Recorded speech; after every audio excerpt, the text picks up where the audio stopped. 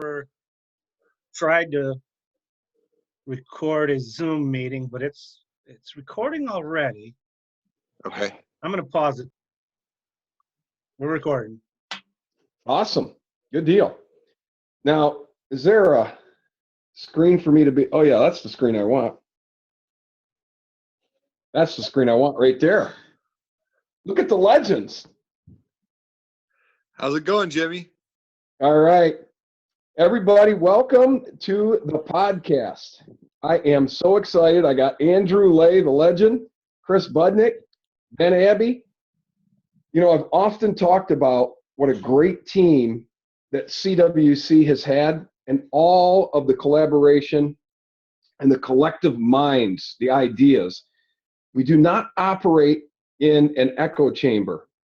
We challenge each other with, if I say something that is absolutely not correct, Andrew Lay, Chris Budnick, and Ben Abbey are some of the first people that I'm associated with to say, whoa, that's not true, James. That's not true. And I'm so appreciative of that. And I think at a time like now, with all of this misinformation and disinformation that comes into our realm, whether it's through mass media, whether it's updates on our phone, our emails, it's such an important time as this to make sure that we have people in our associations, our teammates, as I like to refer, that we're having conversations about what the truth is and what potential solutions are. So in talking with Chris today, we said we're going to do this right now. We've been talking about it for a while, and we're going to do this right now. So I'm so thankful to be joined by Ben Abbey, Andrew Lay, and Chris Budnick, and here is our podcast. I'm going to kick it over to, and I'd like Chris, I'd like to hand the baton to you, please. Give an introduction, a little bit about yourself. Sure. Yeah. No, thanks for the time. So when we were talking earlier on the phone, there were a lot of subjects that seemed to resonate in my mind. And, we're talking about current events today, and we're talking about overall the direction of our society and our economy. And I think that if we look at the knowledge that we all have and we kind of can bring it into a cumulative effort to move forward and to bring some great talking points, I think that's what we want to try and accomplish here. So, with that said, the small business owner, kind of looking at the dark tunnels ahead, trying to figure out what the hell I'm going to do. And I know there's options and opportunities coming out here on Tuesday. I'm curious to see how that works with the unemployment agency. I'm not holding my breath, as we all know how the government-run agencies can tend to kind of run out of control. But yeah, no, I appreciate to be here. So. Awesome. Chris, we're so glad because not being able to have CWC meetings, and I know being the primary caregiver of your children, that Fridays are not necessarily a time that works out for you. You've made a few of them. But not having a weekly opportunity to be able to come together, have collaboration with small business owners and like-minded entrepreneurs has really been something that is really affecting a lot of us. And so another small business owner, Hyrographics CEO, and a good friend of mine. Great, man, I'm telling you, it's been such a blessing that Andrew Lay has been in my life over these last couple of years. And so, Andrew Lay, welcome. Thank you. Can you hear me? Oh, yeah, I can hear you. Okay. All right. I didn't know if my mic was working there. So, small business owner, kind of a math logic guy, a libertarian constitutionalist, and I guess I have I'm an analyst type of guy, so I come with a little different angle sometimes. Well, and I did mention that to Chris, is that our nephew was studying abroad in Rome, and I have no reason to travel outside this country ever, and yet my brother was going to go and visit our nephew and said, hey, you guys want to go? And so we were going to plan this trip, going to Rome, and it was a big deal. This is really a big step for us. We'd saved all this money, spent all this time, and Andrew, you were wonderful giving me information, breaking down the contagious rate, the mortality rate, all of these things, all this information on a daily basis in January and then into February. And you kept saying, James, I think you really got to look at this. And sure enough, I mean, we didn't take the trip, obviously. I mean, they were stopping all travel. Our trip was supposed to be in that second week of March. And you were giving me the numbers, though. And then you and I also had a lot of discussion points on, I was one of the people that was initially saying, this mortality rate, is it going to be worse than the flu? And you were like, James, this is much more contagious than the flu. You need to respect this a lot more. And so you brought me in line with thinking from the number standpoint, you brought me in line with understanding I need to respect this virus for its ability to, its contagious factor. And then I also need to respect it from a mortality factor. And of course, you admitted today that you kind of came around in understanding, true to your libertarian base, really, is that even though the numbers were suggesting something else, it still is this potential for, I want safety, and I'll give up some of my liberties for the potential for safety, and yet you would deserve neither, is kind of how that ended up. And so also joined is long time, I've known of this group right here, Ben and I have known each other the longest. Just such a key aspect to CWC week in and week out. I mean, he's kind of like my right-hand man. I really appreciate him in a lot of ways that goes unnoticed by a lot of people. But Ben, introduce yourself, bud. Hey, I'm fine going under the wire. That's fine. But yeah, I take a very measured approach to, the kind of topics that we cover, and I try to intake as much data as I can and be level-headed and really approach these topics with educating myself first, and then the outrage starts after that. Well, I know that today, one of the things that is a resounding, the loudest in Michigan, the loudest issue that we have. Yes, there are people dying, and this is Easter weekend, and for all of us that have our faith, and Easter weekend to a Christian is the most important weekend. And so the people that are on the front lines in the hospitals and really exposing themselves to the most of the greatest amount of the virus, and those people that are still providing essential activities in the marketplace for us. We're so thankful, and our prayers are for everyone for safety and for God's perfect will to be done. And so those conversations, though, in Michigan have changed to the governor stating a 1945 act as her authority to be able to decide essential and non-essential activities.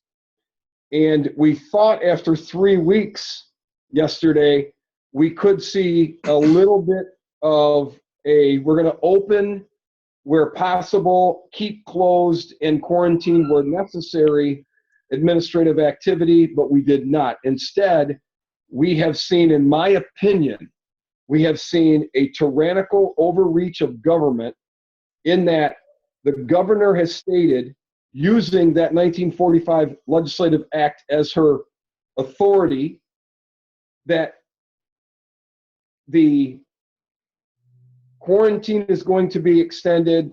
The length of time is going to be till at least April 30th. We are now going to extend this to the paint departments, the landscaping departments, inside of the Meijer, inside of the Home Depot, the Menards. You can't go in there and get that stuff now.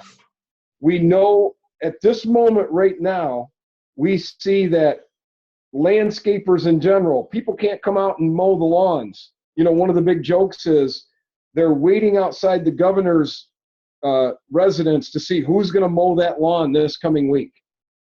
We have a situation that has become unreasonable, I think, by any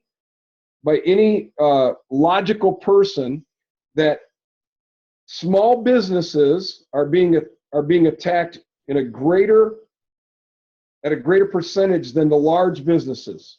Small businesses make up 70% of our economy, and 50% of those small businesses do not believe they can make it to April 30th. So we're talking about a lot of businesses that can practice the CDC guidelines of social distancing, wearing masks. We're talking about landscape crews. We're talking about businesses that sell landscape materials. We're talking about selling of cars. Now, I know, Andrew, you can comment on some of that as well, but we're talking about the vast majority of small businesses in the state of Michigan are our First, our Fourth, our Ninth, our 10th, and our 14th Amendments are being suppressed. This is, I believe, this is illegal, unconstitutional, and I do not believe that the governor has the authority, because this is beyond a reasonable step in many of these cases. And my final point on this before I turn it over to the panel is I do not believe that we are going to see a greater number of deaths if you take into account death by alcohol, death by overdose, and death by suicide. I think those three things are going to increase during the months of March and April in the state of Michigan. If you take those out of the equation and you take all deaths in the state of Michigan, and in this country for that matter, in the year 2020 for the months of March and April, I believe that as contagious as this is still the greatest country on the planet. We have the greatest, most healthy population. We also have access to the greatest health system through private companies that have already shown their strength. If we get the government red tape get out of the way, we'd even be farther ahead with testing and with potential treatments. And so I think that we're going to actually see flat-lined deaths, because right now I also ask Andrew continuously, who's dying from the flu right now? Who's dying from pneumonia right now? And we also see some things regarding the CDC guidelines on when people are dying in hospitals right now, how that they are determining cause of death. And so all of these things right now in Michigan specifically, and I will finish with some of my requests for our citizenry, but I'm going to kick this over in the same order that we just went through. And based on what I just shared, as a small business owner, Chris, how do you see these issues and both impacting you, impacting those around you, and some of your potential solutions?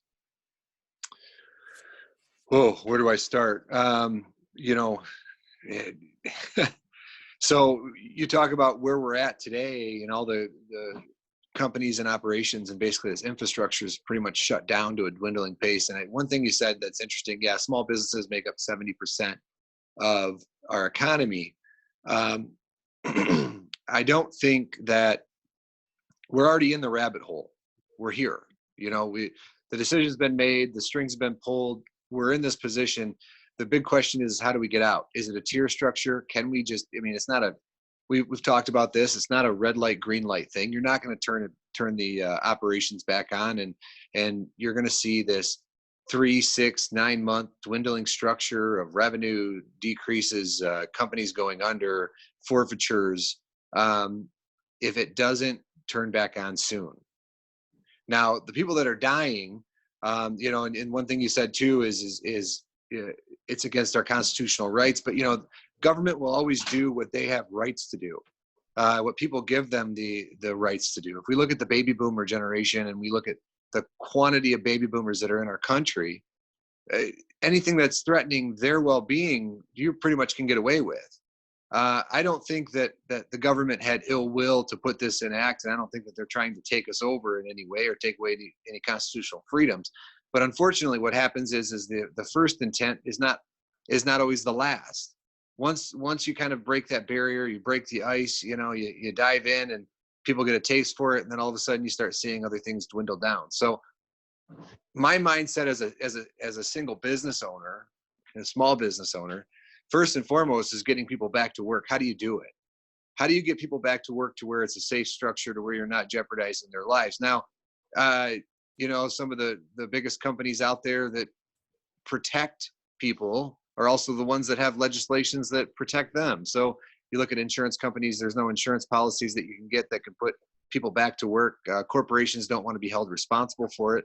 The fines are too heavy to open up the factory doors right now, unless you're producing a standard product that's needed in the economy.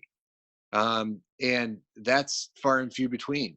So I don't know what my plan is overall, Jim, other than I can tell you that right now I'm finding myself in a catch-up game, and I've always prided myself in trying to be ahead of the curve. Right now, I'm stuck in a basket floating down the river at the direction of what the government wants to do. We're not making any money. We have zero revenue. Employees are still on my payroll. I have not laid anybody off now, simply because I didn't want to put people into a situation that I didn't know what they were getting into. So I'm going to try and take as much brunt of the hit as I can. Now that's me though. That's my own personal decision. But yeah, I mean, you can't turn the lights back on after you turn them off in this situation, especially when there's 1,000 circuits that make up the light grid. So yeah, that's the best I can answer to that right now. But I do want to get back to the discussion on the civil liberties and the talking points overall. Well, you did make an interesting point there, and that is that yes, we have the ability to have those essential manufacturers working, utilizing reasonable, let's remember that word, reasonable, responsible techniques. You're either wearing masks, you're staying 6 feet apart, all of these guidelines have been laid out to us. So much of our manufacturing has left the human aspect and gone to the automation aspect. I find it hard to believe that we cannot put into place a lot of these procedures and protocols and you could open up Flint Truck and Bus. 12 miles from me right now is hundreds of acres of Flint Metal Fab, Flint Engine, the paint, truck and bus. You could be assembling. Of course, why do you need to? You're not letting the people sell any of the cars. So I guess you don't have to, but you could let people sell the cars. So I think that some of these things are going beyond reasonable. Andrew Lay, please take the baton. Sure. And let me just say, when I was initially on board with what the government was doing, that included shutting down schools, shutting down large gatherings. When I was sending you data, knowing that you were headed over to Europe soon, and I had been watching this since I first started seeing it on some of the podcasts that I follow, what really caught my mind was the math. They were already talking about a 2.5 to a 4.0 R-naught ratio as far as the transmission rate of that. And probably one of the biggest downfalls of the American education system is the lack of understanding of exponential math. And my easy comparison that I tried to show people of comparing this between the flu and this, even if we said it's a 2.5x, that's like comparing a credit card with a 20% APR to a 250% APR. So that math combined with the infrastructure tracking / containment problem by having a 14-day incubation period, by having people that are completely asymptomatic and spreading this, it presented a really unique problem that seemed to be pretty apparent it was going to get much larger than it was at that point in time. So anyways, that's what really got my mind onto it early. But I've certainly been alarmed since then at how far this has gone. We have a few apex curves right now. The curve seems to be flattening out for infections, which any action we take, it's 2 to 3 weeks behind. Both the incubation period, the testing delay before we'll actually see those numbers.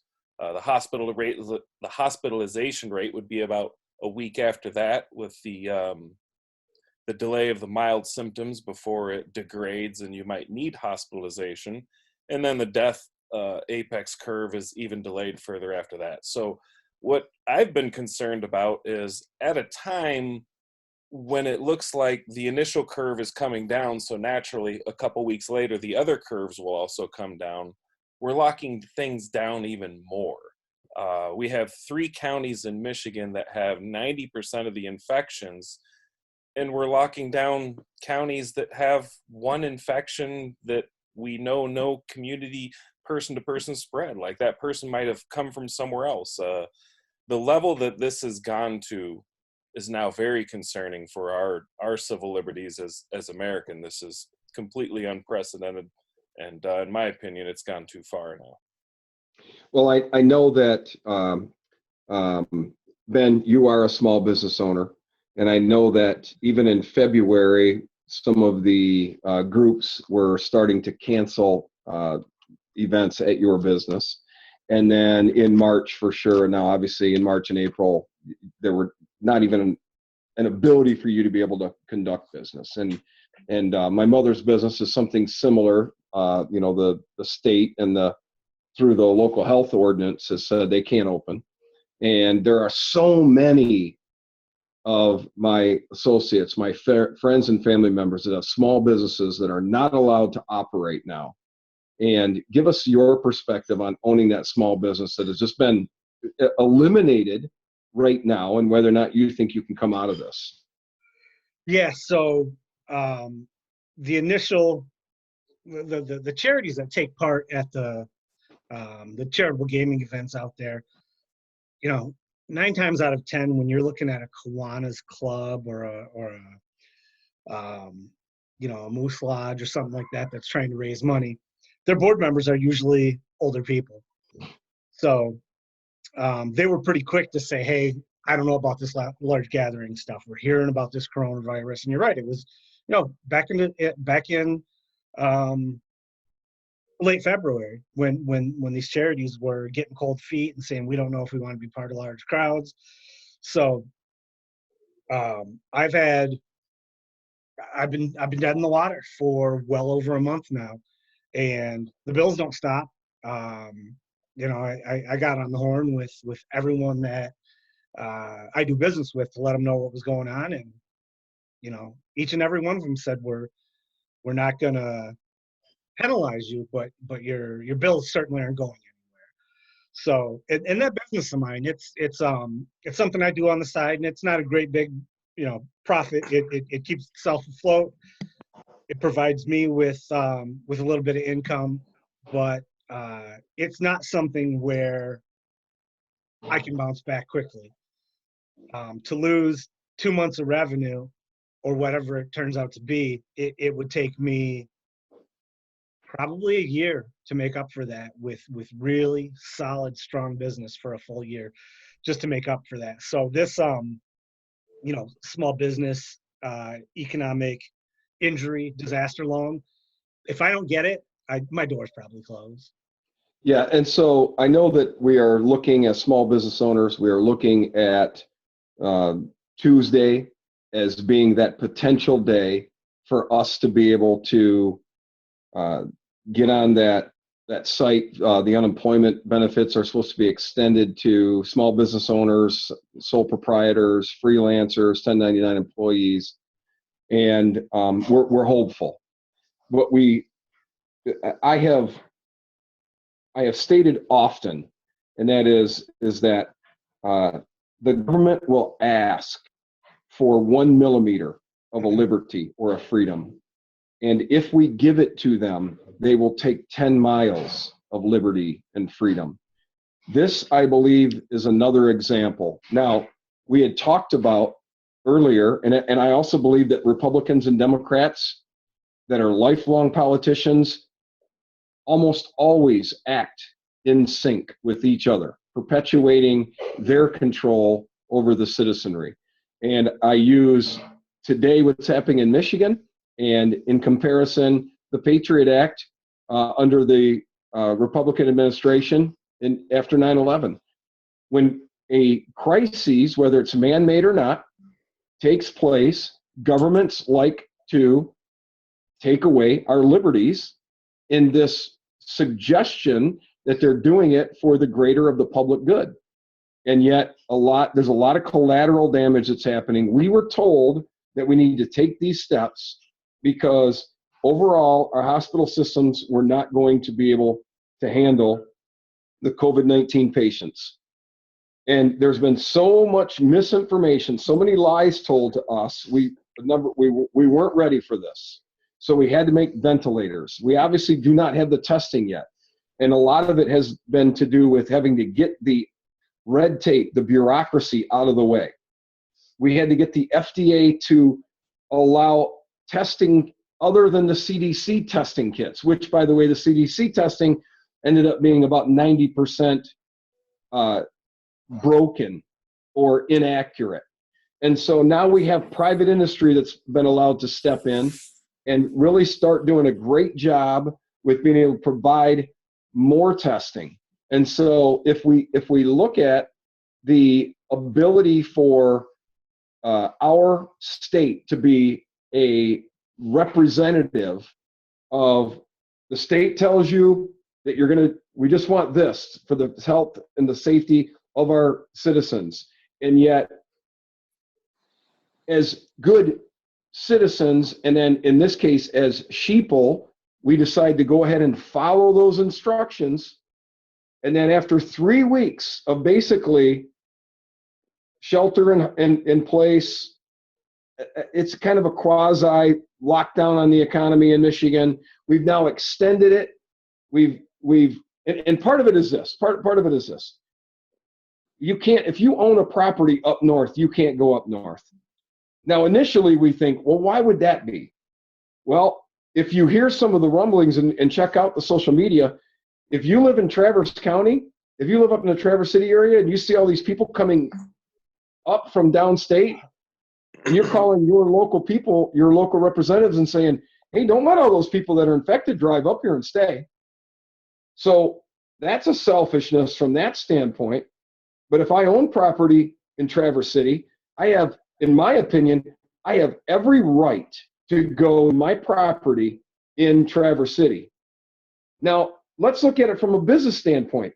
If you own a small business in Traverse City and you really rely on, you make your money in June, July, August, and maybe September because the summer crowd, it's a summer deal. And all of a sudden you start to see more business in April and May because they've gone north quicker because they're healthy. They wanted to get out of the city and they wanted to live in their summer home. And now they want to spend their dollars in your business, but your neighbor, and I'm just going to use this as an example, your neighbor works for the government and calls their friend at the government or the elected official and said, hey, don't let them travel up north. I don't want them bringing this up here. And the reason why I say that it is incorrect because it's the same principle that then says, it's the same people in charge that's then saying, well, we've got these people in jail or in prison. They're coming down with COVID-19, so we need to let them out. Well, you already have the ability to have quarantine situations inside that jail or prison, but in your mind, you need to let them out.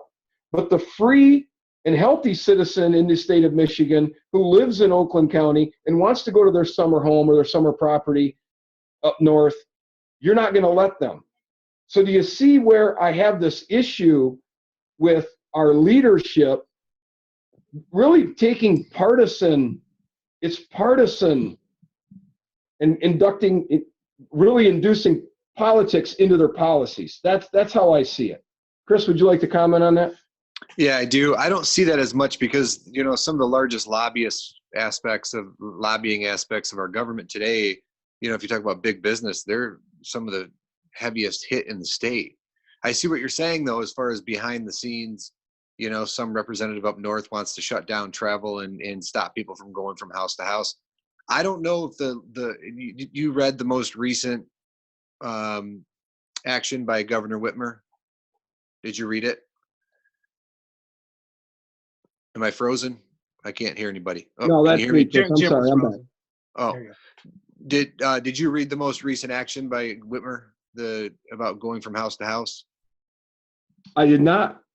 So there's something in there that they don't want you traveling. I think what they're trying to do is limit the accessibility to family because of the families that have been impacted. Whole generations have been taken out by this. They show up and, unfortunately, the people that the families have been impacted are inherently not healthy. They show up and, everybody gets this thing and 6 of them out of 8 die. So I don't know if that's the reason why they're doing it. As far as I'm concerned, I see exactly what you're saying as far as the overreach, and I'm concerned about that as well. My issue right now is that, they can't continue this track. It's already, when the federal funding runs out for the unemployment assistance and the state funding and the assistance, the state's got to figure out what to do. They've got to figure it out. Now, federally, if they want to release restrictions, that's fine. And then, of course, the states have their own rights to release those restrictions. But they can't hold this thing down. And I hate to break it to anybody, and we all know it, the coronavirus is not going anywhere. It's going to be here through the end of the year. It's going to be here through spring. It's going to be here into next year. We're not going to have an antibodies test until the middle of next year. So I don't understand why we're taking it to the point where we're trying to chokehold everybody even more and even more and even more, because all you're going to do is upset the population and society. And personally, I mean, this is how illegal activity is drummed up, right? We want to talk about bootlegging. We want to talk about, the prohibition days. This is how it happens. The government tries to restrain us, and as American citizens, and people start going outside of the box to make it happen, to keep life consistent. Well, that and Chris, fraud too. Andrew and I, we talked about this week about this creates a lot of fraudulent activity in the, if you can get some hydroxychloroquine, that's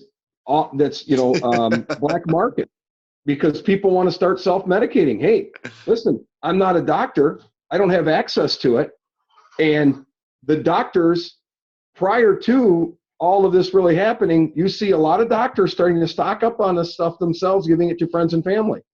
And so I'm not in that circle. I don't have that kind of connectivity. But I know, Andrew, we were talking about some of this as well. And I know, too, let me just say, I think we've got just a few minutes left to be able to end this podcast. But, Andrew, take the baton. Couple corrections. First of all, in what I said, comparing the transmission rate is more comparing 120% to 250%.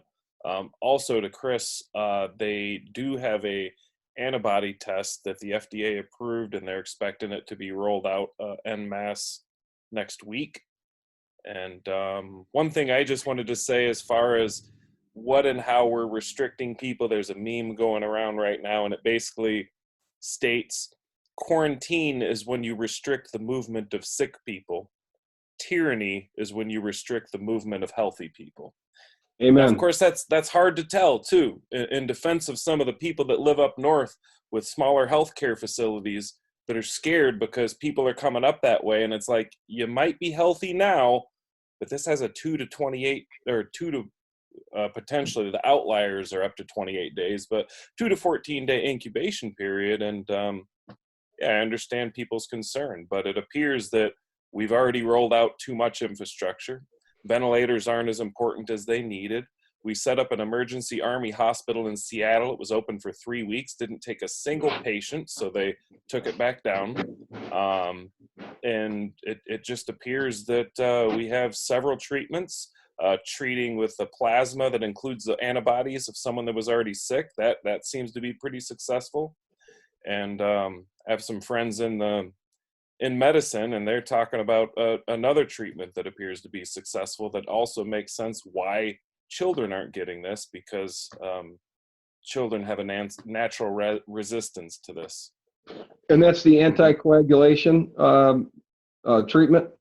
Yeah, that's really on the hearsay level of things. And well, cutting edge. I mean, again, there's what it speaks to, though, is the greatness of the United States of America. And I know that I have said this on the James Detroit podcast a number of times about not really declaring victory, but after the Battle of Midway in World War II, we had not defeated the Japanese, but we were on our way to defeating the Japanese. So it was, even though you were in the midst of the war, you still could look back from a historical perspective and celebrate the fact that now the momentum is going in our favor.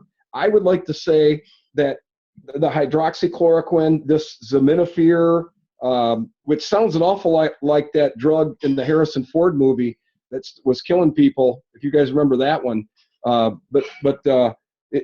All of these things lead us to remember United States of America, the greatest of all time country, the most prosperous and generous of all governances known to human existence, has taken on this challenge, and we have done a tremendous job. So we need to stay positive from that standpoint. But closing it out real quick, Ben, if you wanted to make one more comment, and then I was going to wrap up with a little bit of some requests from our fellow citizens.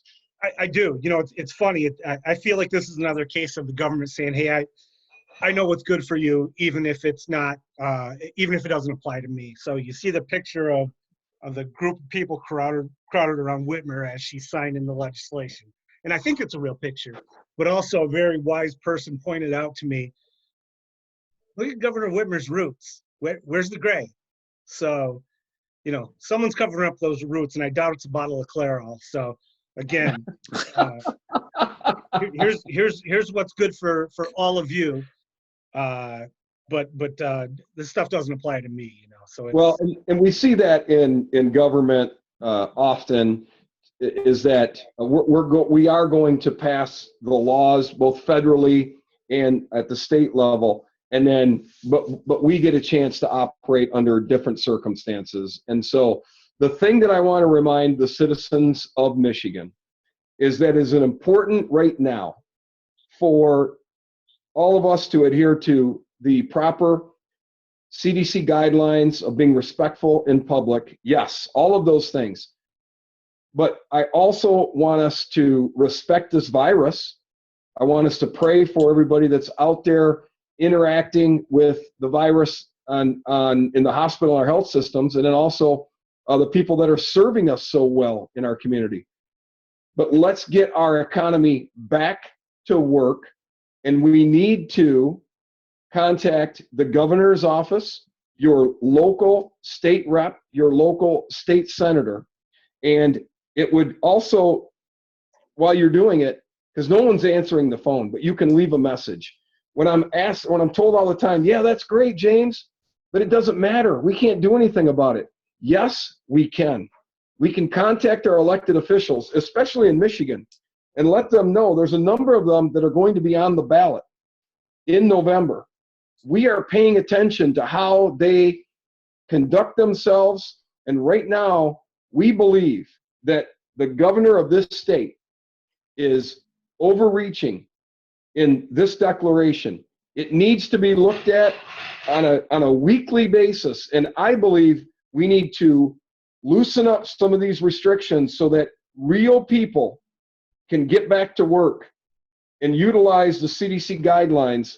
If I can go to the local Meijer, or I can go to the post office, and I have a piece of tape on the ground, I know that people can sell cars.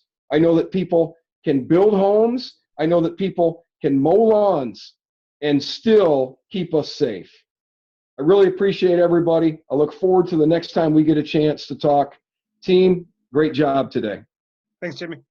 Thanks, guys. Hey, just one Jim. final thing. If you'll put this in the description for this video, at least for all of us in the state of Michigan, is a link to email your thoughts right to the governor. And everybody Awesome. should do that daily at this point. Awesome. Thank you so much, Andrew. Thanks, Chris. Thanks, Ben. Thank you. Thank you.